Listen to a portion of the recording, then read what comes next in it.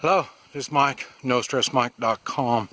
We're still in the woods, and we're talking a little bit. We're up on halfway, a little over halfway upside the mountain, and I want to talk a little bit about weapons and stuff that you're going to be needing if you're going to be coming up here.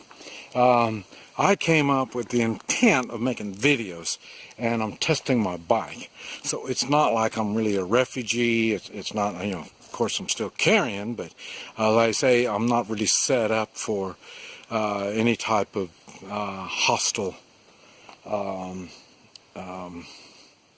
interaction. But like I say, what I want to talk about is some of the weapons. Machete is very good.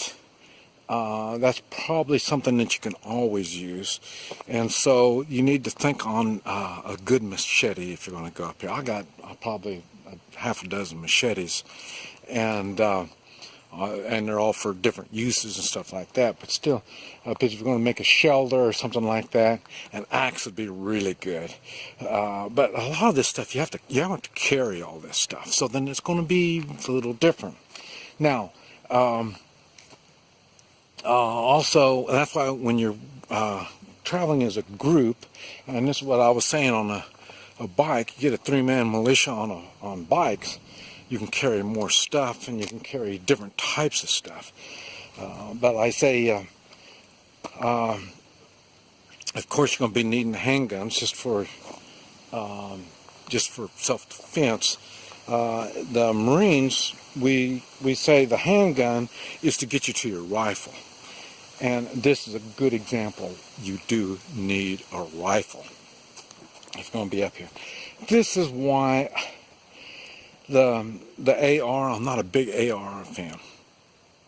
And this is one of the reasons. The good thing about it, it's light. The ammunition is light.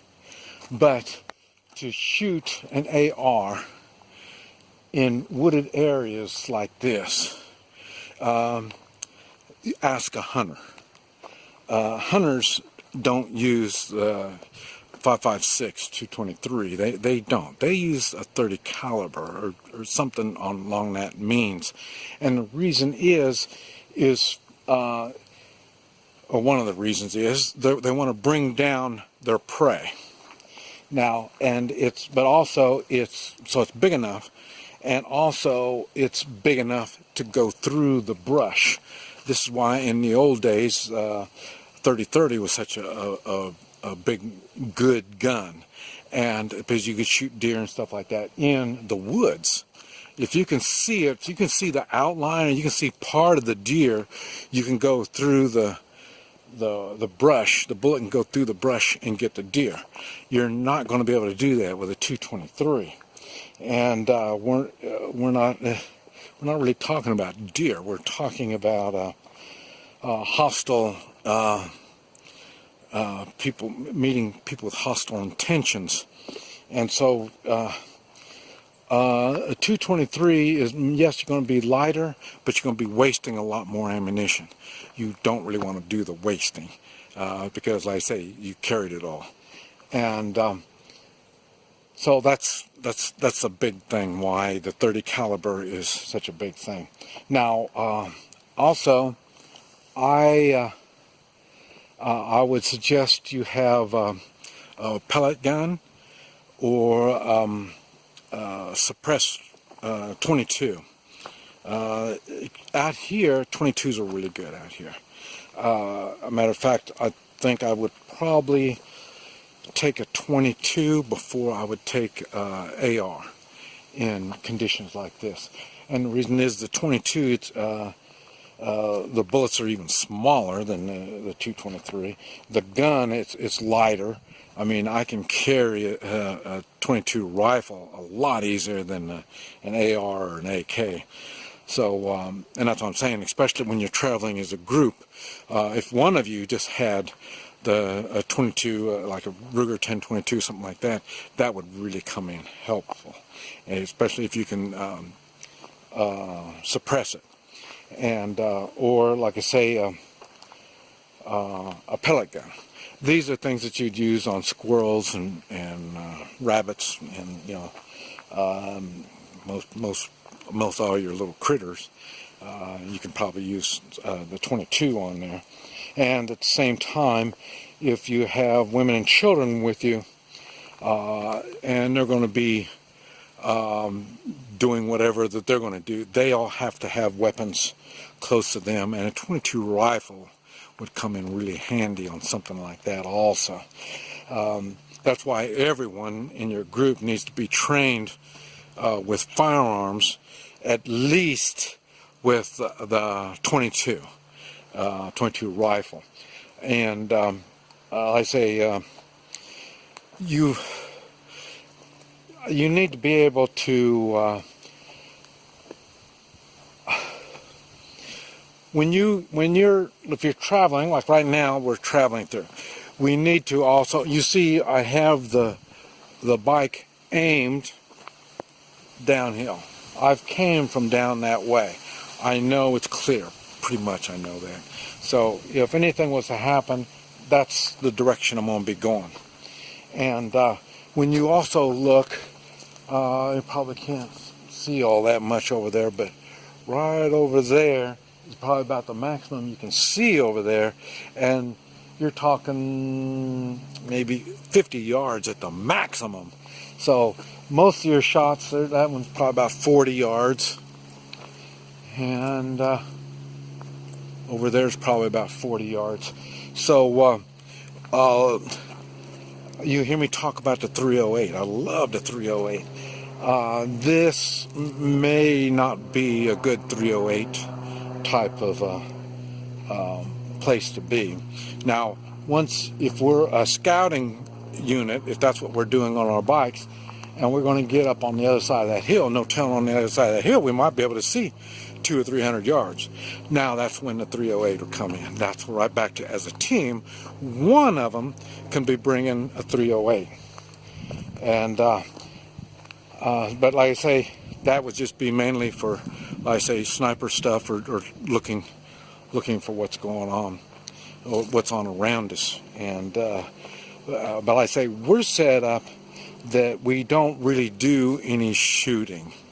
And the reason is, I don't want our three-man militias to make contact. I don't want anybody to be hurt. A simple injury, I say all these rocks, is something simple, is going to be life-threatening in a shit-hits-fan situation. So I don't want them to really make contact. We do have the three-man meet and greet. They're the ones that will make physical contact and be prepared to do combat if need be. But other than that, I don't like people or our people making contact with anybody. It's always going to be the meet and greet. Even if we, right now, if I am the only bike and there's 12 other people, we're all refugees going, it'll be the same thing. I don't want them being mixed up with anybody. I'm part of the meet and greet. Well, hopefully we'll have a couple other people that will be with me where we can meet and greet. And but other than that, I don't want our people getting mixed up with anybody. Everybody's high in emotions. They're weak, they're tired. They can say the wrong thing, and this is the stuff that we're trying to avoid. That's why the meet and greet are the talkers. They're the talkers, and they're the ones that do the action. They're the ones that have to determine if we are in a bad situation and we need to fight our way out. That's why we have those people. But I say, you can see if you stay in the woods as you travel, your range is going to be shorter. It's the same thing. You won't be able to see very far either. You got to remember that also. So everybody's going to have to be quiet. And then when you're thinking about taking a break, okay, do you take a break where you can look and see what's going on? Like right here, we can see a lot. Or do we move off the side, get off of the trail, find some place that we can be off the trail, and just in case somebody comes by, that's probably the best thing to do. So we don't have to meet people. So if we can find some place off the side. This is why one of the other things that it's good to have, and why I wanted a bicycle too, is have a netting, camouflage netting. That would make things a lot easier to I could hide my bike, throw the netting over it, put some branches on there, and I could leave my bike, go walk around and stuff like that. If we're with a group and we're wanting to stop and rest, it'll be the same thing. You could put these things up and it'll help block where you all are. And the best thing is try to stay like here. I would probably go up here.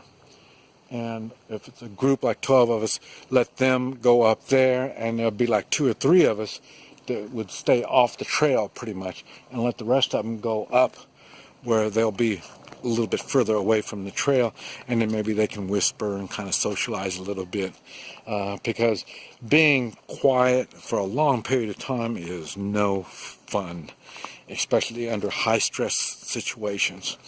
So there's a lot of little things that we need to consider. And remember, as those people are up on the mountain there, they're still going to have their rifles close to them and be ready to defend themselves. We're just down here watching the trail and see what happens. We may have to make contact. If somebody's walking by, we may have to make contact with them without being a threat, to find out information, find out where we're going, where's the water, is there safe places and stuff like that. This is why you give your name. Your name shows you have character, and you look them in the eye. You don't point your guns at nobody.